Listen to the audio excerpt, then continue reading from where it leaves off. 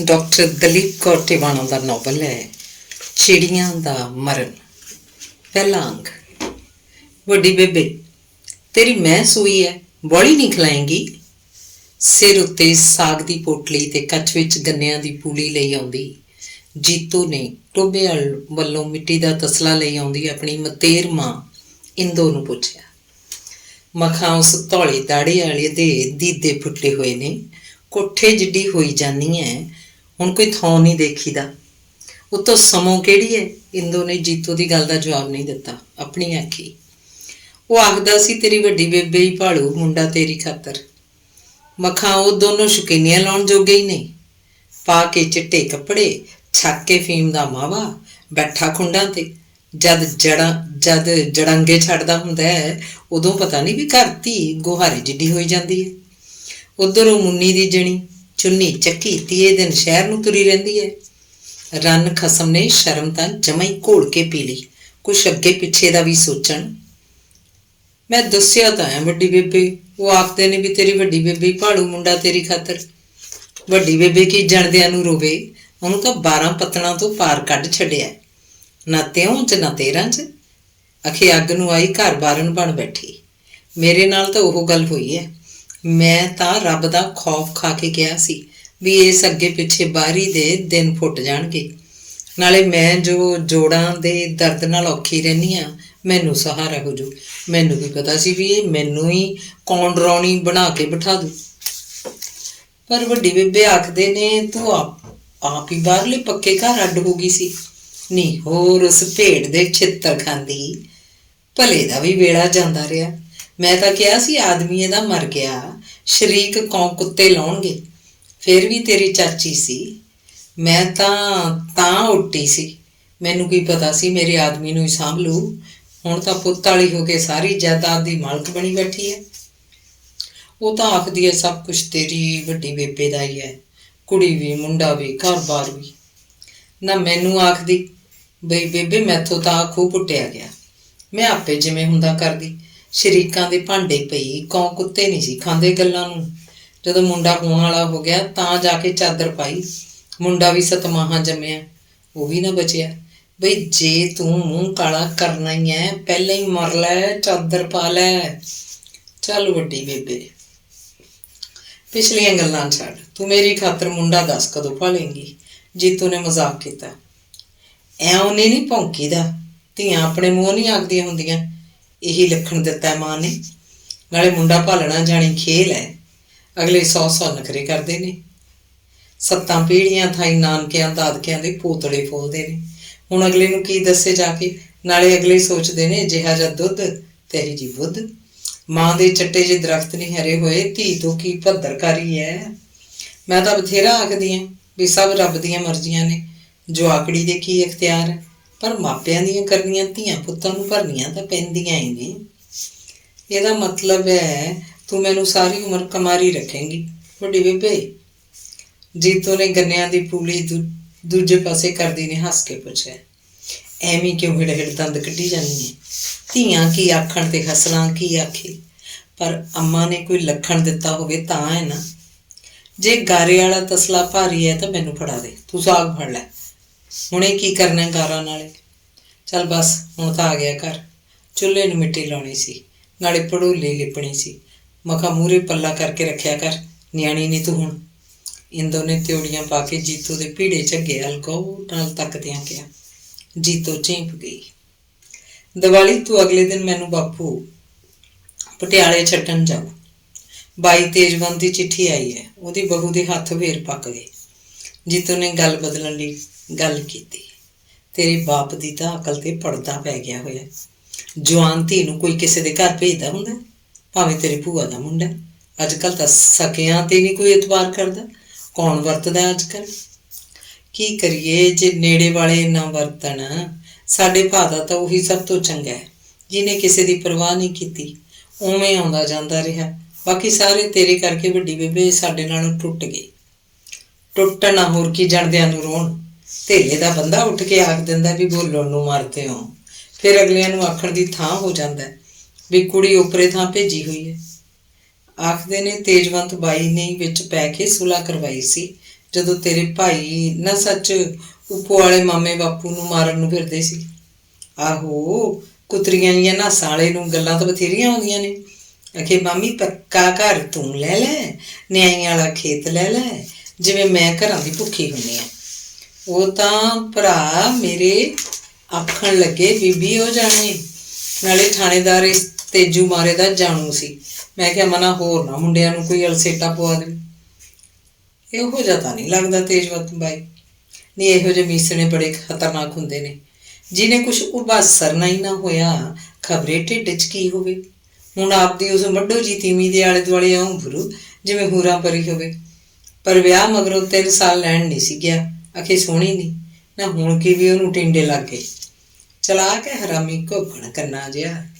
ਜੇ ਹੱਥ ਦੁਖਦੇ ਨੇ ਰੰਨ ਦੇ ਤਾਂ ਧੀਆਂ ਤੋਂ ਕਰਾ ਲਏ ਕੰਮ, ਆਪਣੀਆਂ ਤੋਂ। ਸਾਡੀ ਕੁੜੀ ਕੀ ਵਾਧੂ ਰੱਖੀ ਹੋਈ ਹੈ ਲੋਕਾਂ ਦੀਆਂ ਵਗਾਰਾਂ ਕਰਨ ਨੂੰ।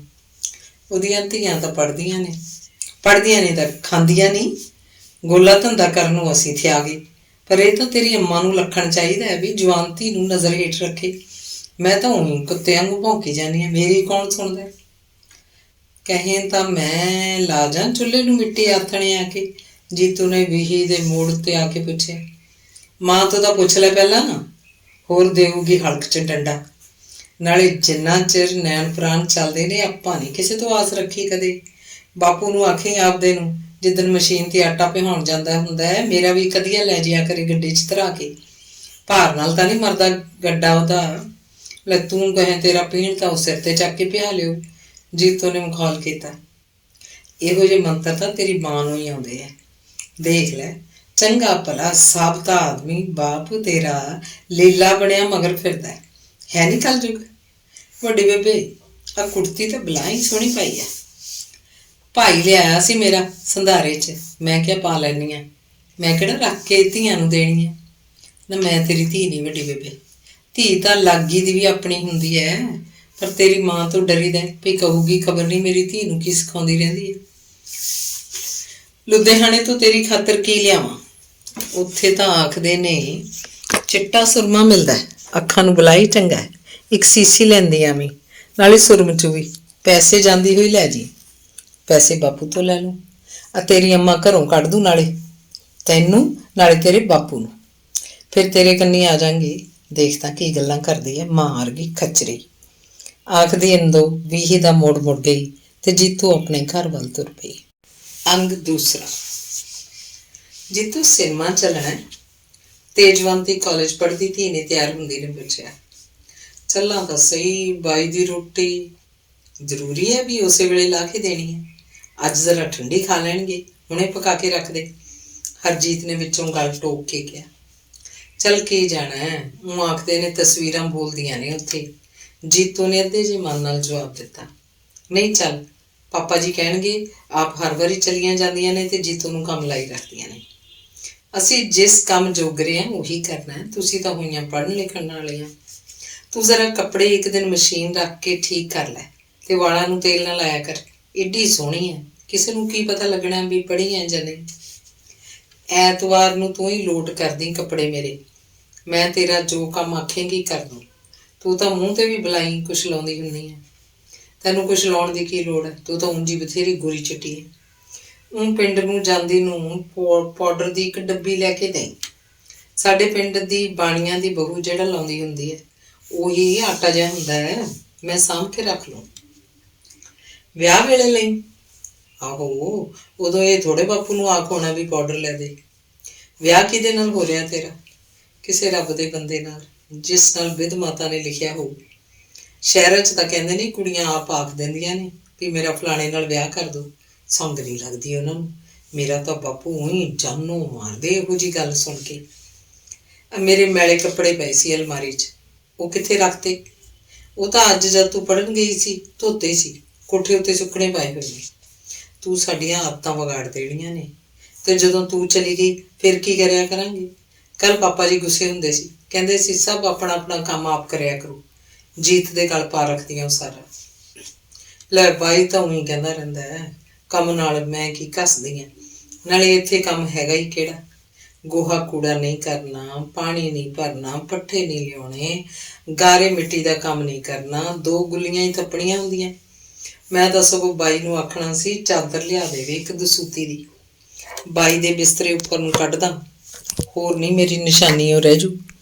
ਲੈ ਆ ਗਏ ਪਾਪਾ ਜੀ, ਭਾਵੇਂ ਇਹਨਾਂ ਤੋਂ ਪੁੱਛ ਲੈ, ਇਹਨਾਂ ਨੂੰ ਤਾਂ ਪਸੰਦ ਹੀ ਨਹੀਂ ਕੱਢੀਆਂ ਹੋਈਆਂ ਚੀਜ਼ਾਂ। ਲੈ ਪਸੰਦ ਕਿਉਂ ਨਹੀਂ, ਜੇ ਜੀਤ ਕੱਢ ਕੇ ਦੇਊਗੀ ਤਾਂ ਜ਼ਰੂਰ ਵਿਛਾ ਲੈਣਗੇ, ਪਰ ਨਾਲ ਦਾ ਸਰਾਣਾ ਵੀ ਹੋਵੇ। ਕਿੰਨੇ ਦਿਨਾਂ 'ਚ ਕੱਢ ਦੇਂਗੀ? ਜਿੰਨੇ ਦਿਨਾਂ 'ਚ ਆਖੋ। ਤਾਂ ਮੰਨੀਏ ਜੇ ਮੋਰਨੀਆਂ ਵਾਲੀ ਵੇਲ ਪਾ ਕੇ 8 ਦਿਨਾਂ 'ਚ ਮੁਕਾ ਦੇਵੇ। ਸੂਬੇਦਾਰਨੀ ਨੇ ਮਹੀਨਾ ਲਾਇਆ ਸੀ ਪੂਰਾ, ਹਰਜੀਤ ਬੋਲੀ। ਚੰਗਾ, ਜੀਤੋ ਨੇ ਆਖਿਆ। ਉਹ ਤਾਂ ਕਿਸਮਤ ਵਾਲਾ ਹੋਊ ਜਿਹਦੇ ਘਰ ਜਾਊ। ਤੇਜਵੰਤ ਦੀ ਘਰ ਵਾਲੀ ਨੇ ਜੀਤੋ ਤੋਂ ਵਾਲ ਵਹਾਉਂਦੀ ਨਹੀਂ ਕਿਹਾ। ਉਹਦੇ ਆਪਣੇ ਹੱਥ ਜੋ ਦੁਖਦੇ ਸੀ। ਆਪਣੇ ਨੇੜੇ ਤੇੜੇ ਮੁੰਡਾ ਹੀ ਨਹੀਂ ਕੋਈ ਚੱਜਦਾ, ਕੁੜੀ ਤਾਂ ਘਰੇ ਹੀ ਰੱਖਣ ਵਾਲੀ ਹੈ, ਤੇਜਵੰਤ ਬੋਲਿਆ। ਜੀਤੋ ਨੇ ਉਸ ਵੱਲ ਇੱਕ ਵਾਰੀ ਝਾਕ ਕੇ ਨੀਵੀਂ ਪਾ ਲਈ। ਅਸੀਂ ਪਾਪਾ ਜੀ ਅੱਜ ਪਿਕਚਰ ਚੱਲੇ ਹਾਂ, ਥੋੜ੍ਹੇ ਜਿਹੇ ਪੈਸੇ ਤਾਂ ਦੇ ਦਿਓ, ਹਰਜੀਤ ਨੇ ਨਲਕੇ ਤੋਂ ਮੂੰਹ ਧੋਂਦੀ ਨਹੀਂ ਕਿਹਾ। ਜੀਤ ਨੂੰ ਵੀ ਨਾਲ ਲੈ ਜਾਇਓ, 10 ਦਾ ਇੱਕ ਨੋਟ ਕੱਢਦਾ ਉਹ ਬੋਲਿਆ। ਮੈਂ ਤਾਂ ਹਰਜੀਤ ਨੂੰ ਆਖਦੀ ਸੀ ਮੈਨੂੰ ਥੋੜ੍ਹਾ ਜਿਹਾ ਪੜ੍ਹਾ ਦਿਆ ਕਰ, 35 ਤਾਂ ਮੈਨੂੰ ਸਾਰੀ ਆਉਂਦੀ ਹੈ, ਪਿੰਡ ਬਾਣੀਆਂ ਦੀ ਬਹੂ ਨੇ ਸਿਖਾਲਤੀ ਸੀ। ਮੈਂ ਵੀ ਫਿਰ ਉਹਨੂੰ ਜਹਾਜ਼ ਜਿੱਡੀ ਕਤਣੀ ਬਣਾ ਕੇ ਦਿੱਤੀ, ਲੋਗੜੀ ਦੇ ਫੁੱਲ ਲਾ ਕੇ ਵਿੱਚ ਮਣ ਕੇ ਪਰੋ ਕੇ, ਪਰ ਚੰਦਰੇ ਉਹਦੇ ਸਹੁਰੇ ਬਲਾਕੀ ਰਾਮ ਨੇ 10 ਰੁਪਈਆਂ 'ਚ ਵੇਚਤੀ। ਦਿੱਲੀ ਤੋਂ ਆਇਆ ਸੀ ਇੱਕ ਬਾਊਜਾ, ਆਖੇ ਨਮੈਸ਼ 'ਚ ਰੱਖਾਂਗੇ। ਜੇ ਮੈਂ ਪੜ੍ਹਾਵਾਂ ਮੈਨੂੰ ਕੀ ਦੇਂਗੀ? ਹਰਜੀਤ ਨੇ ਫਰਸ਼ ਉੱਤੇ ਪੈਰ ਕੂਚਦੀ ਨੇ ਪੁੱਛਿਆ। ਤੇਰੇ ਵਿਆਹ ਨੂੰ ਸ਼ੇਰਾਂ ਵਾਲੀ ਦਰੀ ਬਣਾ ਕੇ ਲਿਆਉਂ, ਦੇਖੀ ਜੇ ਬਹਿ ਜਾ ਨਾ ਹੋ ਜੇ। ਆਪਣੇ ਆਲੇ ਦੁਆਲੇ ਦੇ ਪਿੰਡਾਂ 'ਚ ਅਜੇ ਸ਼ੇਰਾਂ ਵਾਲੀ ਦਰੀ ਨਹੀਂ ਬੁਣ ਹੋਈ ਕਿਸੇ ਤੋਂ। ਮੈਂ ਤੇ ਮਹਿੰਦਰੂ ਨੇ ਕਾਗਜ਼ ਤੇ ਤਸਵੀਰ ਦੇਖ ਕੇ ਇੱਕ ਬੁਣੀ ਸੀ, ਉਹੀ ਉਹਦੀ ਬੇਬੇ ਨੇ ਉਹਦੇ ਵਿਆਹ ਖਾਤਰ ਰੱਖ ਲਈ। ਦਰੀ ਨਹੀਂ, ਦੱਛਣਾ 'ਚ ਅਸੀਂ ਤਾਂ ਤੈਨੂੰ ਹੀ ਰੱਖ ਲੈਣਾ, ਹਰਜੀਤ ਨੇ ਮਖੌਲ ਕੀਤਾ। ਚੰਗਾ, ਜੀਤੋ ਨੇ ਆਖਿਆ। ਪੜ੍ਹਾ ਦਿਆ ਕਰ ਹਰਜੀਤ, ਘੱਟੋ ਘੱਟ ਚਿੱਠੀ ਲਿਖਣ ਜੋਗੀ ਤਾਂ ਹੋ ਜੇ ਨਾ, ਤੇਜਵੰਤ ਨੇ ਆਖਿਆ। ਜੀਤੋ ਨੂੰ ਲੱਗਿਆ ਹਾਂ ਉਹਨੂੰ ਚਿੱਠੀ ਲਿਖਣੀ ਤਾਂ ਜ਼ਰੂਰ ਆਉਣੀ ਚਾਹੀਦੀ ਹੈ, ਪਰ ਮੈਂ ਚਿੱਠੀ ਲਿਖਣੀ ਕਿਹਨੂੰ ਹੈ, ਸੋਚ ਕੇ ਉਹ ਕੁਝ ਉਦਾਸ ਜਿਹੀ ਹੋ ਗਈ। ਸਿਨੇਮਾ ਦੇਖ ਕੇ ਮੁੜੇ ਆਉਂਦਿਆਂ ਜੀਤੋ ਨੇ ਹਰਜੀਤ ਤੋਂ ਪੁੱਛਿਆ ਕਿ ਇਹ ਸਭ ਸੱਚੀਆਂ ਗੱਲਾਂ ਨੇ? ਨਹੀਂ, ਸਭ ਘੜੀਆਂ ਹੋਈਆਂ ਨੇ। ਆਦਮੀ ਤਾਂ ਬਾਈ ਵਰਗਾ ਸੀ, ਕਿੱਡਾ ਸਾਊ ਜਿਹਾ। ਮੈਨੂੰ ਉਦੋਂ ਨਹੀਂ ਪਤਾ ਲੱਗਿਆ ਵੀ ਉਹਨੂੰ ਸਿਪਾਹੀ ਫੜ ਕੇ ਕਾਹਤੋਂ ਲੈ ਗਏ ਸੀ। ਉਹ ਸੇਠ ਨੇ ਉਹਦੇ ਨਾਂ ਚੋਰੀ ਲਾਤੀ ਸੀ ਵੀ ਜਿੰਨਾ ਚਿਰ ਇਹ ਜੇਲ੍ਹ 'ਚ ਰਹੂ ਆਪਣੀ ਧੀ ਦਾ ਵਿਆਹ ਕਰ ਦਾਂਗਾ। ਕੁੜੀ ਆਪਣੇ ਪਿਓ ਦੇ ਮੂਹਰੇ ਕਿਵੇਂ ਪੁੱਟ ਬੋਲੀ ਜਾਂਦੀ ਸੀ, ਜਮਾ ਨਹੀਂ ਸੀ ਸੰਗਦੀ। ਆਖੇ ਮੈਂ ਤਾਂ ਇਸੇ ਨਾਲ ਵਿਆਹ ਕਰਾਊਂ।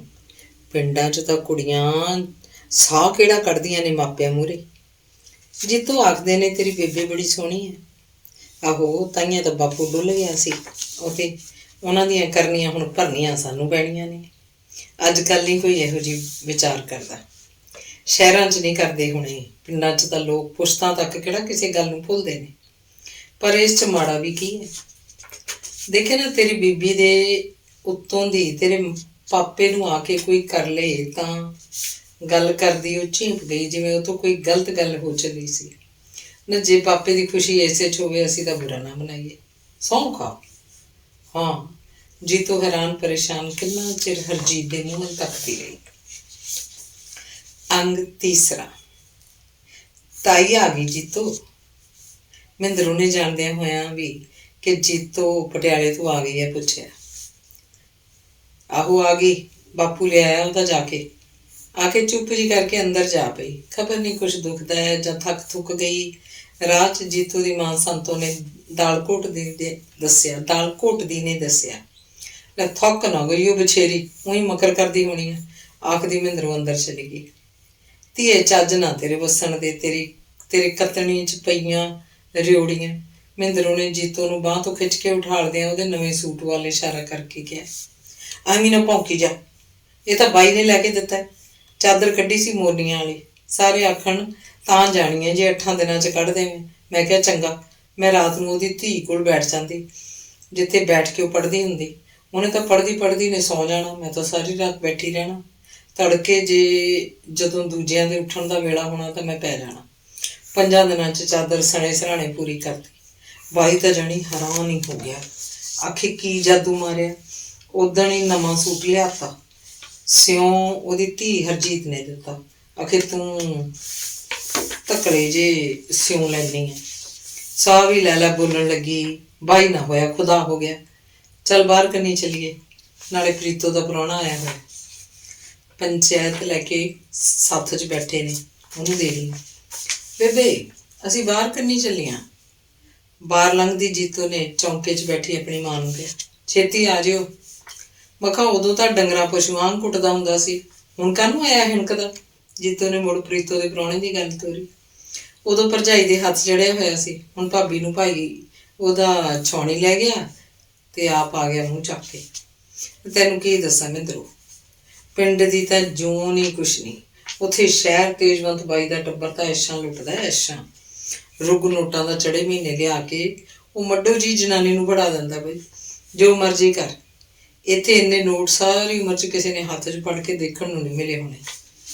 ਪੜੀ ਹੋਣੀ ਹੈ ਖਾਸੇ ਹੀ, ਨਿਕਾਹ ਨੂੰ ਆਪਣੇ ਅਰਗੀ ਹੋਈ ਹੈ ਭੇਡ ਜੀ। ਆਖਦੇ ਨੇ ਗੁਰਮੁਖੀ ਦੇ 2-4 ਅੱਖਰ ਉਠਾ ਲੈਂਦੀ ਹੈ, ਪਰ ਬਾਈ ਸਤਿਆਮਾਨ ਉਸੇ ਨੂੰ ਸਿਰ ਤੇ ਚੱਕੀ ਫਿਰਦਾ। ਤਾਕਤ ਵੀਤ ਕਰਾਇਆ ਹੋਊ ਫਿਰ ਕਿਸੇ ਸਿਆਣੇ ਤੋਂ। ਕਰਮਾਂ ਦੀਆਂ ਗੱਲਾਂ ਨੇ, ਦੇਖਣ ਨੂੰ ਭਲੇ ਘਰ ਦੀ ਲੱਗਦੀ ਹੈ, ਪਰ ਬਾਈ ਕਰਕੇ ਬੀਬੀ ਜੀ ਬਣੀ ਫਿਰਦੀ ਹੈ। ਤੇਰੇ ਵਿਆਹ ਵੱਲ ਵੇਲੇ ਦੇਖਾਂਗੇ ਕਿਹੋ ਜਿਹੀ ਹੈ। ਬਾਈ ਤਾਂ ਤੇਰਾ ਖਾਸਾ ਸ਼ੌਕੀਨ ਲੱਗਦਾ ਹੈ। ਉਹੀ ਹੈ ਗਾਗਰ ਜੀ, ਬਾਈ ਦੇ ਨਾਲ ਤੁਰਦੀ ਜਮਾਂ ਹੀ ਨਹੀਂ ਸੋਹਣੀ ਲੱਗਦੀ। ਤੇਰੇ ਬਾਈ ਦੇ ਫਿਰ ਪਸੰਦ ਕਿਵੇਂ ਆ ਗਈ? ਉਸ ਰੱਬ ਦੇ ਬੰਦੇ ਦਾ ਕੀ ਕਹਿਣਾ। ਉਹ ਤਾਂ ਮਾਂ ਨੇ ਖਬਰ ਨਹੀਂ ਕੀ ਖਾ ਕੇ ਜੰਮਿਆ, ਉਹ ਹੀ ਨਹੀਂ ਕਿਸੇ ਗੱਲੋਂ ਮੱਥੇ ਵੱਟ ਪਾਉਂਦਾ। ਪਹਿਲਾਂ ਪਹਿਲਾਂ ਆਖਦੇ ਨੇ ਲੈਣ ਨਹੀਂ ਸੀ ਜਾਂਦਾ, ਹੁਣ ਤਾਂ ਉਹਨੂੰ ਜੀ ਜੀ ਕਰਕੇ ਬੁਲਾਊ। ਨਹੀਂ ਕੰਜਰੀਏ, ਹੋਰ ਗੱਲਾਂ ਦੀਆਂ ਗੱਲਾਂ, ਤੂੰ ਬੁਲਾਈ ਨਿਖਰ ਆਈ ਹੈ। ਉੱਥੇ ਜਾ ਕੇ ਕੀ ਖਾਂਦੀ ਰਹੀ ਹੈ? ਮਹਿੰਦਰੋਂ ਨੇ ਤੁਰੀ ਜਾਂਦੀ ਨੇ ਬਾਸੇ ਦੇ ਬੂਟੇ ਨਾਲੋਂ ਇੱਕ ਛਟੀ ਤੋੜਦੀ ਨੇ ਪੁੱਛਿਆ। ਕਰ ਲੈ ਮਖੌਲਾ, ਤੇਰੇ ਦਿਨ ਨੇ। ਆਖਦੀਆਂ ਚਾਚੀ ਨੂੰ ਵੀ ਵੱਢ ਇਸ ਝੋਟੀ ਦਾ ਫਾਹਾ। ਜੀਤੋ ਨੇ ਮਹਿੰਦਰੋਂ ਦੇ ਮੋਢੇ ਉੱਤੇ ਧੱਫਾ ਮਾਰ ਕੇ ਕਿਹਾ, ਤੂੰ ਤਾਂ ਚਾਹੁੰਦੀ ਹੈ ਵੀ ਸ਼ਰੀਕ ਮਰੇ ਤੇ ਵਿਹੜਾ ਮੋਕਲਾ ਹੋਵੇ, ਪਰ ਹਰਾਂਬੜੇ ਤੈਨੂੰ ਤੋਰ ਕੇ ਤੂੰ ਫਿਰ ਬੈਠੀ ਰਹੀ ਕਮਾਲ ਕੋਠਾ ਚਣਾ ਕੇ। ਮੇਰਾ ਨਹੀਂ ਛੇਤੀ ਛੇਤੀ ਵਿਆਹ ਹੋਣਾ। ਕਿਉਂ ਅੰਨੀ ਗਾਣੀ ਹੈ, ਲੰਗੜੀ ਹੈ, ਦਾਗੀ ਕੁਲ ਦੀ ਜੋ ਹੋਈ। ਆਖਦੀ ਜੀਤੋ ਨੇ ਕਸੀਸ ਜਿਹੀ ਵੱਟੀ। ਛੱਡ ਨੀ ਪਰੇ ਕਮਲੀਆਂ ਗੱਲਾਂ। ਜੇ 8 ਮਾਸੀ ਰੂੜੀਆਂ ਉੱਤੇ ਪਈ ਹੋਊ ਤਾਂ ਕੀ ਕੋਈ ਛੱਡ ਦੂ ਬਿਨਾਂ ਚੱਕੇ। ਜੇ ਮੈਂ ਮੁੰਡਾ ਹੁੰਦੀ ਤੈਨੂੰ ਕੱਢ ਕੇ ਲੈ ਜਾਂਦੇ, ਪਰ ਮੈਂ ਤਾਂ ਕੋਈ ਨਹੀਂ ਜਾਂਦੀ। ਤੇਰੇ ਨਾਲ ਨਿਕਲ ਕੇ ਸਾਰੀ ਉਮਰ ਦਾ ਮਿਹਣਾ ਜਵਾਕਾਂ ਨੂੰ ਮੈਂ ਤਾਂ ਕਦੇ ਨਾ ਖੱਟ ਕੇ ਦਿੰਦੀ। ਜੇ ਤਾਈ ਵੀ ਇਉਂ ਸੋਚਦੀ ਤੂੰ ਤਾਂ ਫਿਰ ਜੰਮਦੀ ਹੋਈ ਨਾ। ਫਿਰ ਉਸ ਵਿਚਾਰੇ ਦਾ ਕੀ ਬਣਦਾ ਜਿਹਦੇ ਭਾਗੀ ਤੂੰ ਲਿਖੀ ਹੋਈ ਹੈ? ਉਹਨੂੰ ਕੋਈ ਹੋਰ ਖਿਆ ਜਾਂਦੀ। ਪਰ ਤੇਰੇ ਅਰਗੀ ਤਾਂ ਨਹੀਂ ਸੀ ਹੋਣੀ, ਨਾਲੇ ਪਟੋਲੇ ਅਰਗੀ, ਨਾਲੇ ਗਧੈਲੇ ਅਰਗੀ। ਜਾ ਪਈਆਂ ਪਿੱਟੀ ਰੰਡੀ, ਕੀ ਭੌਂਕੀ ਜਾਂਦੀ ਹੈ। ਜੀਤੋ ਨੇ ਦੋਥੜ ਉਹਦੇ ਮਾਰਦੀ ਨਹੀਂ ਕਿਹਾ, ਚੱਲ ਬਹੁਤੀ ਦੂਰ ਕੀ ਜਾਣਾ, ਇੱਥੇ ਕਪਾਹ 'ਚ ਹੀ ਬੈਠ ਲੈਂਦੇ ਹਾਂ। ਮਹਿੰਦਰੋਂ ਬੋਲੀ, ਜੇ ਕੋਈ ਆ ਗਿਆ ਤਾਂ ਸਾਡਾ ਕੀ ਲੈ ਜੂ, ਆਪੇ ਕੱਚਾ ਹੋ ਕੇ ਮੁੜ ਜੂ। ਆਖਦੀ ਖਾਲ ਦੇ ਪਰਲੇ ਪਾਸੇ ਉਹ ਜਾ ਬੈਠੀ। ਜੀਤੋ ਸੋਚਾਂ ਜਿਹੀਆਂ 'ਚ ਪਈ ਹੈ ਜੀ ਉਸੇ ਤਰ੍ਹਾਂ ਖੜੀ ਸੀ। ਨਹੀਂ ਬਹਿ ਜਾ, ਖੜੀ ਹੈ, ਡਰ ਨਾ ਜਾ। ਹਾਂ ਸੱਚ ਆਖਦੇ ਨੇ ਸ਼ਹਿਰ 'ਚ ਤਾਂ ਆਦਮੀ ਤੀਵੀਂ ਦੂਜਾ ਮੰਜਾ ਡਾਉਂਦੇ ਹੀ ਨਹੀਂ। ਤੇਰਾ ਬਾਈ ਵੀ ਐਵੇਂ ਹੀ ਕਰਦਾ। ਲੈ ਬਾਈ ਨਹੀਂ ਉਸ ਮੈਂ ਜਿਹੀ ਨੂੰ ਆਪਣੀ ਕਮਰੇ 'ਚ ਛਿਪਣ ਦਿੰਦਾ। ਮੈਨੂੰ ਤਾਂ ਲੱਗਦਾ ਬਾਈ ਨੂੰ ਉਹ ਪਸੰਦ ਵੀ ਨਹੀਂ। ਜਵਾਕ ਇੰਨੇ ਸਾਰੇ ਫਿਰ ਬਿਨਾਂ ਪਸੰਦ ਤੋਂ ਹੋ ਗਏ। ਲੈ ਜਵਾਕਾਂ ਦਾ ਕੀ ਹੈ, ਇਹ ਤਾਂ ਉਹੀ ਹੋ ਜਾਂਦੇ ਆ। ਹੁਣ ਨਵੇਂ ਖੂਹ ਵਾਲਾ ਭਗਤੂ ਤੇ ਉਹਦੀ ਬਹੂ ਨਿੱਤ ਡਾਂਗ ਸੋਟਾ ਹੋਏ ਰਹਿੰਦੇ ਆ, ਤੇ ਜਵਾਕ ਫਿਰ ਵੀ ਮੀਂਹ ਵਾਂਗੂ ਆਈ ਜਾਂਦੇ ਆ। ਹੁਣ ਜੇ ਦੇਖਿਆ ਜਾਵੇ ਬਾਈ ਦੀ ਬਹੂ ਹੈ ਜਮਾ ਹੀ ਨਹੀਂ ਸੋਹਣੀ। ਉਹ ਹਨੇਰੇ 'ਚ ਸੋਹਣੀ ਕਸੋਹਣੀ ਦਾ ਕੀ ਪਤਾ ਲੱਗਦਾ। ਆਖਦੀ ਮਹਿੰਦਰੋਂ ਉੱਠ ਕੇ ਜੀਤੋ ਦੇ ਕੋਲ ਆ ਗਈ। ਤੂੰ ਨਹੀਂ ਬੈਠਣਾ? ਉਹਨੇ ਜੀਤੋ ਨੂੰ ਪੁੱਛਿਆ। ਨਹੀਂ, ਜੀਤੋ ਬੋਲੀ। ਬਾਈ ਸਟੇਸ਼ਨ ਤੱਕ ਛੱਡਣ ਆਇਆ, ਜਦ ਥਾਈਂ ਗੱਡੀ ਨਾ ਤੁਰੀ ਸਟੇਸ਼ਨ 'ਤੇ ਹੀ ਖੜਾ ਰਿਹਾ। ਤੇ ਉਹ ਬਾਈ ਬਾਈ ਬਾਈ, ਕੋਈ ਹੋਰ ਗੱਲ ਵੀ ਕਰ ਲੈ, ਦੱਸ ਉੱਥੇ ਫਿਰ ਮਰਿਆ ਨਹੀਂ ਕੋਈ ਤੇਰੇ ਉੱਤੇ? ਚੱਲ ਹੁਣ ਕਿੱਧਰ ਨੂੰ ਤੁਰ ਪਈ? ਬਾਹਰਲੀ ਬੀਹੀ ਕੰਨੀ ਦੀ ਲੰਘ ਚੱਲਦਿਆਂ ਨਾਲੇ ਲੇਖੂ ਬਾਣੀ ਦੀ ਨੂੰਹ ਦਾ ਹਾਲ ਚਾਲ ਪੁੱਛ ਲਾਂਗੇ। ਤੇਰੇ ਪਿੱਛੋਂ ਵਿਚਾਰੇ ਲੇਖੂ ਨੂੰ ਤਾਂ ਬੜਾ ਘਾਟਾ ਪਿਆ। ਕਾਹਦਾ ਘਾਟਾ? ਤੂੰ ਉਹਦੀ ਨੂੰਹ ਕੋਲ 2 ਘੜੀ ਜਾ ਬੈਠਦੀ ਸੀ ਤਾਂ ਹਾਤੜ ਧਮਾਤੜ ਵੀ ਸੌਦੇ ਦੇ ਬਹਾਨੇ ਅੱਖਾਂ ਠੰਡੀਆਂ ਕਰ ਜਾਂਦੇ ਸੀ। ਇੱਕ ਮਾਰੂ ਹਰਾਂਬੜ ਦੇ ਕੀ ਝੇਡਾਂ ਕਰਦੀ ਹੈ। ਆਪਣੀ ਗੱਲ ਨਹੀਂ ਦੱਸਦੀ ਵੀ ਯਾਰੀ ਪਿੰਡ ਦੇ ਮੁੰਡੇ ਨਾਲ ਲਾਈਏ ਦਰਸ਼ਨ ਨਿੱਤ ਕਰੀਏ। ਨੀ ਚੰਨਣ ਕੋਈ ਆਪਣੇ ਪਿੰਡ ਦਾ, ਭੈਣ ਤਾਂ ਉਹਦੀ ਆਪਣੇ ਕੰਮ ਲਈ ਲਿਆਈ ਸੀ, ਪਰ ਹੁਣ ਤਾਂ ਤੇਰੇ ਜੋਗਾ ਹੀ ਰਹਿ ਗਿਆ। ਪਿੱਛੇ ਮਾਂ ਨਾ ਪਿਓ, ਰੰਨ ਨਾ ਕੰਨ, ਜੋਬ ਵੀ ਕਿਹਦੇ ਕੋਲ? ਇੰਨੇ ਜੋਗਾ ਉਹ ਕਿੱਥੇ। ਮੈਂ ਤਾਂ ਕਿਹਾ ਸੀ ਚੱਲ ਨੱਠ ਚੱਲੀਏ, ਜਈ ਜਈ ਕਰੀ ਜਾਏ। ਮੈਂ ਕਿਹਾ ਜਾ ਓਏ, ਧੀਆਂ ਉੱਤੇ ਜੰਮਿਆ ਹੋਇਆ। ਚੁੱਪ ਕਰਨੀ, ਵੱਡੀ ਬੇਬੇ ਆਉਂਦੀ ਆ। ਜੀਤੋ ਨੇ ਮਹਿੰਦਰ ਨੂੰ ਸੰਭਲ ਜਾਣ ਲਈ ਕਿਹਾ। ਆ ਗਈ ਮੇਰੀ ਸਾਊ, ਰਾਜੀ ਐ? ਇੰਦੋ ਨੇ ਜੀਤੋ ਦਾ ਸਿਰ ਪਲੋਸ ਕੇ ਕਿਹਾ। ਤੇਰਾ ਸੁਰਮਾ ਲਿਆਂਦਾ ਵੱਡੀ ਬੇਬੇ। ਆਖਦੇ ਨੇ ਜਾਦੂ ਦਾ ਸੁਰਮਾ ਹੈ ਤੇ ਤੀਵੀਆਂ ਆਪਣੇ ਆਦਮੀਆਂ ਨੂੰ ਵਸ ਕਰਨ ਲਈ ਪਾਉਂਦੀਆਂ ਨੇ। ਜਾ ਨੀ ਮਾਂ ਵਰਗੀ ਏ, ਝੇਡਾ ਨਾ ਕਰ। ਵਸ ਤਾਂ ਵਸ ਕਰਨ ਦੇ ਵੇਲੇ ਨਾ ਕੀਤਾ, ਹੁਣ ਟਾਂਗਰ ਦਾ ਮੈਂ ਕੀ ਬਣਾਉਣਾ? ਹਾਂ ਸੱਚ, ਖਾਸੀ ਦਿਨ ਲਾਏ। ਤੈਂ ਕਿਹੜਾ ਸੁਨੇਹਾ ਭੇਜਿਆ ਸੀ ਵੀ ਆ ਜਾਂਦੀ? ਇਹ ਤਾਂ ਉਸ ਕੰਜਰ ਧੌਲੀ ਦਾੜੀ ਵਾਲੇ ਤੇਰੇ ਪਿਓ ਨੂੰ ਚਾਹੀਦਾ ਸੀ ਵੀ ਜਵਾਨ ਧੀ ਬਗਾਨੇ ਬਾਰ ਬਿਠਾਈ ਹੈ। ਮੈਂ ਤਾਂ ਜੇ ਕੋਈ ਗੱਲ ਆਖਦੀ ਹਾਂ, ਦੋਏ ਰੰਨ ਖਸਮ ਝਾਟੇ ਨੂੰ ਆਉਂਦੇ ਨੇ ਬਈ ਉੱਤੋਂ ਸਮਾਂ ਤਾਂ ਦੇਖੋ ਕਿਹੜੇ ਆ। ਬਾਈ ਤੈਨੂੰ ਮੱਥਾ ਟੇਕਦਾ ਸੀ। ਆਹੋ, ਮੈਂ ਜਾਣਦੀ ਹਾਂ ਉਹਨੂੰ, ਹਰਾਮੀ ਨੂੰ। ਜਿੰਨਾ ਧਰਤੀ ਦੇ ਉੱਤੇ ਓਨਾ ਹੀ ਹੇਠਾਂ। ਦੇਖ ਲੈ ਤਾਈ, ਉਹਨੇ ਤਾਂ ਇਹਨੂੰ ਨਵਾਂ ਸੂਟ ਸਮਾ ਕੇ ਦਿੱਤਾ। ਮਹਿੰਦਰੋਂ ਨੇ ਕੋਲੋਂ ਲੁੱਤੀ ਲਾਈ।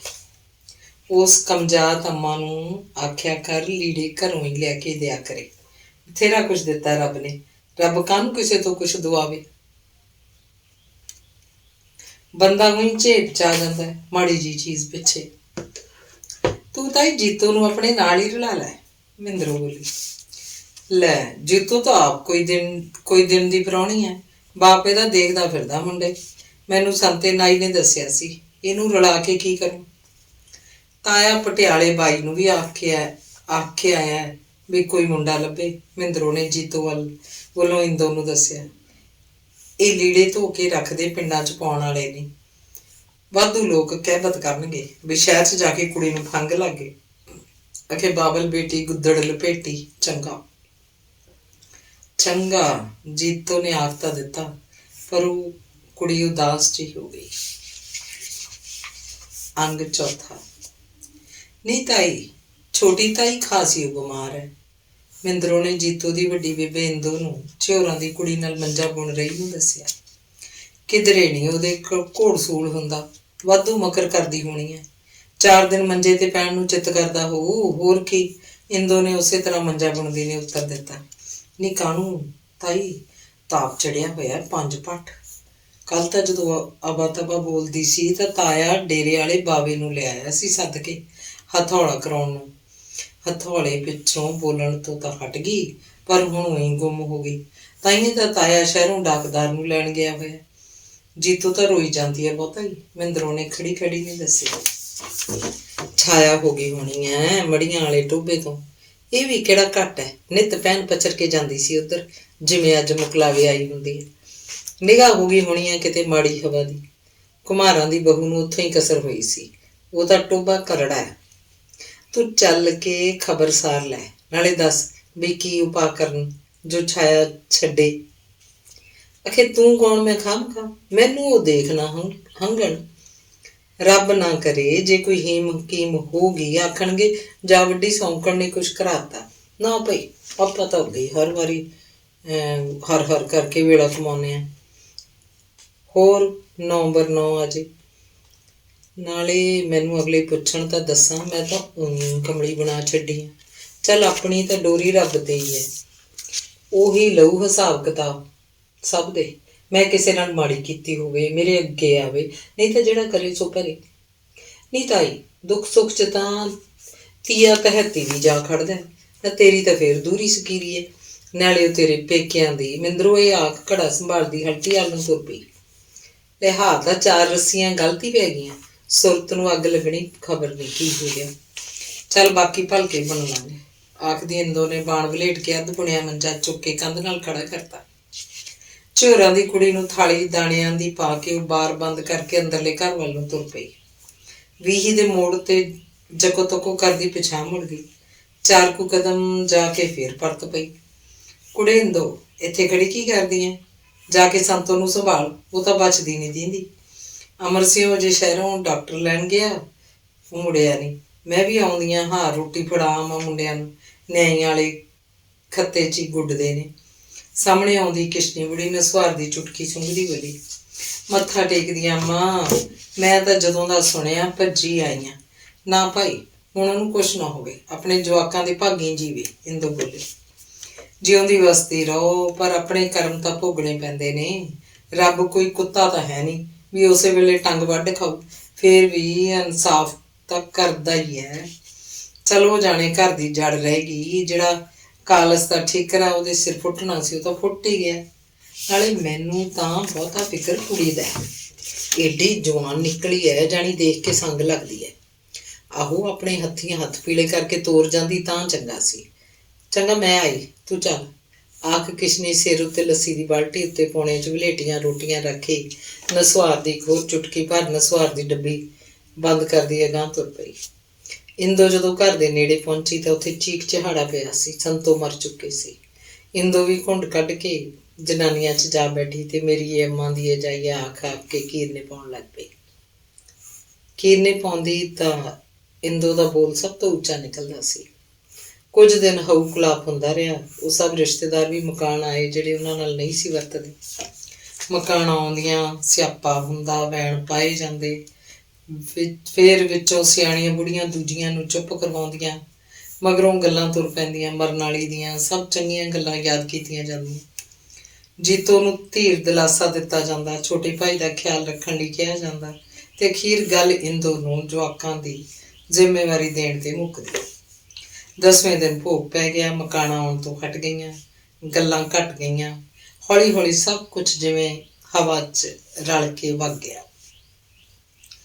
ਜੀਤੋ ਨੂੰ ਕੁਝ ਅਜੀਬ ਲੱਗਦਾ ਸੀ ਕਿ ਅਜੇ ਵੀ ਜਦੋਂ ਕਿ ਉਹਦੀ ਬੇਬੇ ਮਰ ਗਈ ਹੈ, ਦਿਨ ਉਸੇ ਤਰ੍ਹਾਂ ਚੜ੍ਹਦਾ ਹੈ। ਲੋਕ ਦੁੱਧ ਰਿੜਕਦੇ ਨੇ, ਕੁੜੀਆਂ ਬਹੂਆਂ ਪਾਣੀ ਨੂੰ ਜਾਂਦੀਆਂ, ਹਾਸਾ ਠੱਠਾ ਕਰਦੀਆਂ ਨੇ। ਮਹਿੰਦਰੋ ਦੇ ਭਾਈ ਦਾ ਅਗਲੇ ਮਹੀਨੇ ਵਿਆਹ ਹੈ। ਟੰਗਣੇ ਉੱਤੇ ਪਈਆਂ ਰਜਾਈਆਂ ਗਧੈਲਿਆਂ ਨੂੰ ਬਾਹਰ ਲਿਆ ਕੇ ਧੁੱਪ ਲਵਾਉਂਦੀ ਹੋਈ ਇੰਦੋ ਆਖ ਰਹੀ ਸੀ ਕਿ ਚੰਦਰੀ ਦੇ ਸੰਦੂਕ ਨੂੰ ਜੰਦਰਾ ਉਵੇਂ ਲੱਗਿਆ ਹੋਇਆ, ਖੋਲ੍ਹਣ ਦਾ ਹੁਕਮ ਨਹੀਂ ਹੋਇਆ। ਧੀ ਦੇ ਵਿਆਹ ਲਈ ਬਣਾਈਆਂ ਕਾਨੀ ਰਕਮੀਆਂ ਚਤਈਆਂ ਅਜੇ ਕੱਲ੍ਹ ਉੱਤਮ ਬੌਣਾ ਦੇ ਕੇ ਗਿਆ। ਆਪਣੇ ਹੱਥ ਨਾਲ ਧੀ ਨੂੰ ਦੇਣੀਆਂ ਨਸੀਬ ਨਹੀਂ ਹੋਈਆਂ। ਜਵਾਕ ਜਿਹਦਾ ਬਿੰਦ ਵਸਾ ਨਹੀਂ ਸੀ ਕਰਦੀ, ਕੰਧੀ ਕੌਲੀ ਲੱਗਦਾ ਫਿਰਦਾ। ਬੰਦੇ ਦਾ ਕੀ ਹੈ, ਪਾਣੀ ਦਾ ਬੁਲਬੁਲ ਹੈ। ਹੁਣੇ ਹੈ ਸੀ, ਹੁਣੇ ਹੈ ਨਹੀਂ। ਊਂ ਵਾਧੂ ਮੇਰੀ ਮੇਰੀ ਕਰਦਾ ਫਿਰਦਾ। ਲੈ ਬੀਬੀ ਸਾਂਭ ਆਪਣਾ ਘਰ, ਹੁਣ ਮੈਂ ਚੱਲੀ ਆਂ। ਮੇਰੀ ਧੀ ਸਿਆਣੀ ਬਣ ਕੇ ਰਹੀ। ਅਗਲੇ ਦਿਨ ਆਥਣੇ ਜਿਹੇ ਇੰਦੋ ਨੇ ਜੀਤੋ ਨੂੰ ਆਖਿਆ, ਤੂੰ ਵੱਡੀ ਬੇਬੇ ਇੱਥੇ ਹੀ ਰਹਿ ਪੈ। ਅਗਲੇ ਕਹਿਣਗੇ ਮਰੀਓ ਭਾਲੀ ਹੈ, ਫੱਟ ਆਉਣ ਦੀ ਕੀਤੀ। ਨਾ ਸਾਊ, ਤੁਸੀਂ ਆਪਣੀਆਂ ਬਣੀਆਂ ਆਪ ਜਿਵੇਂ ਮਰਜ਼ੀ ਨਿਬੇੜੋ। 10 ਦਿਨ ਹਮਾਂ ਤੁਮਾਂ ਢੁਕਦੀ ਸੀ, ਮੈਂ ਡੰਗ ਟਪਾਤਾ। ਨਾਲੇ ਕਿਹੜਾ ਦੂਰ ਆ, ਵੇਲੇ ਕੁ ਵੇਲੇ ਗੇੜਾ ਮਾਰ ਜਾਇਆ ਕਰੂੰ। ਤੂੰ ਬਸ ਮੁੰਡੇ ਦਾ ਖਿਆਲ ਰੱਖੀ, ਇਹ ਨਾ ਉੱਧਰ ਜੇ।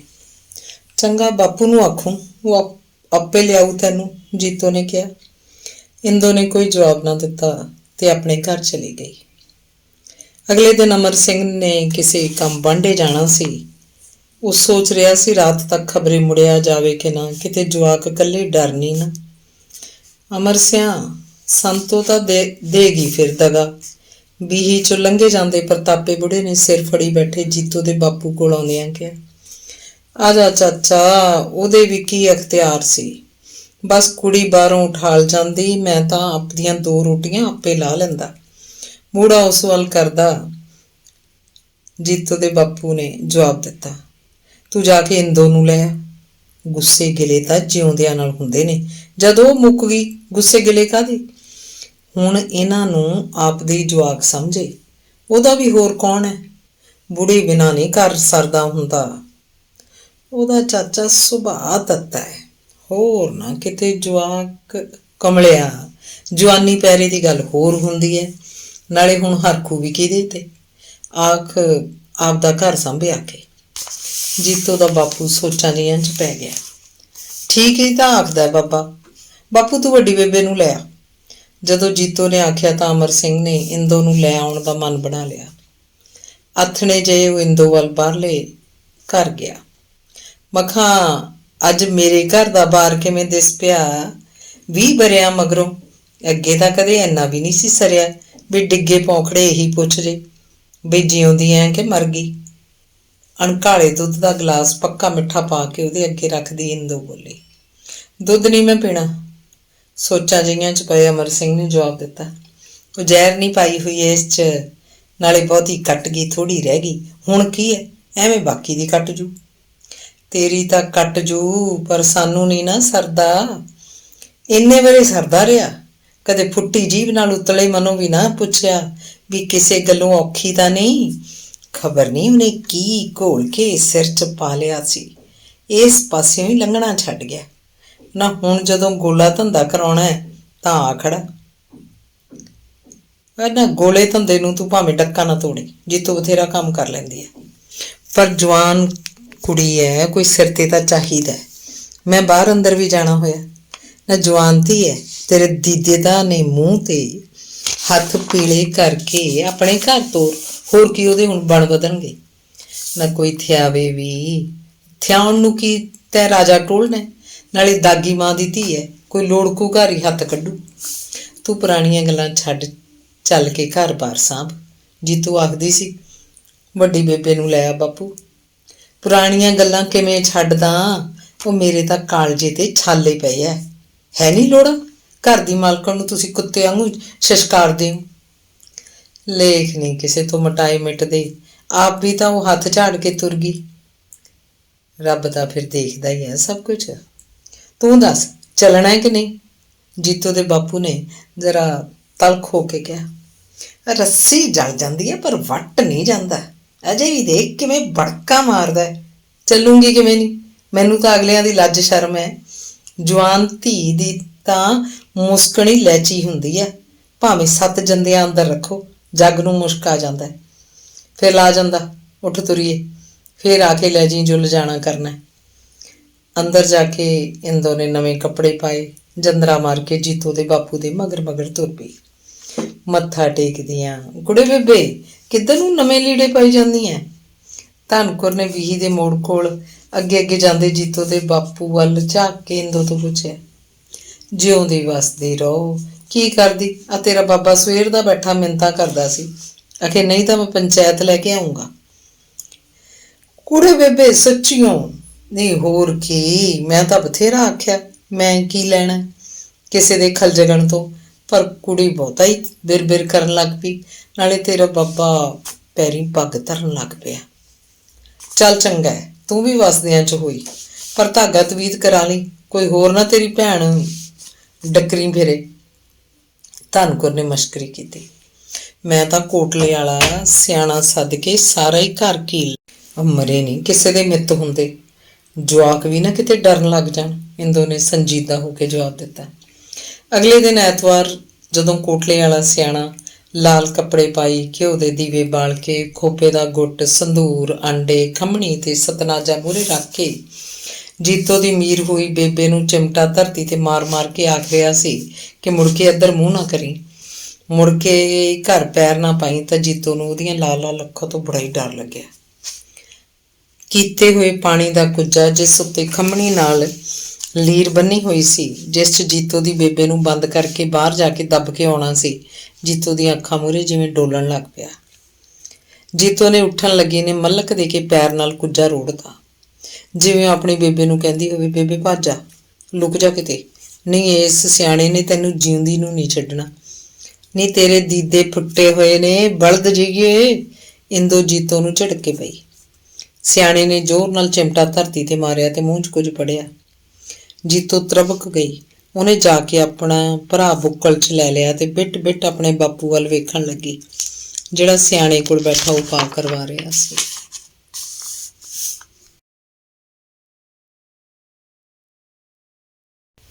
ਅੰਗ 5ਵਾਂ। ਜੀਤੋ ਦੀ ਬੇਬੇ ਮਰੀ ਨੂੰ ਮਹੀਨੇ ਤੋਂ ਉੱਤੇ ਹੋ ਗਿਆ ਸੀ, ਜਦੋਂ ਦੀਵਿਆਂ ਮਿਲਦਿਆਂ ਨਾਲ ਹੱਥ ਵਿੱਚ ਅਟੈਚੀ ਕੇਸ ਫੜੀ ਤੇਜਵੰਤ ਆ ਪਹੁੰਚਿਆ।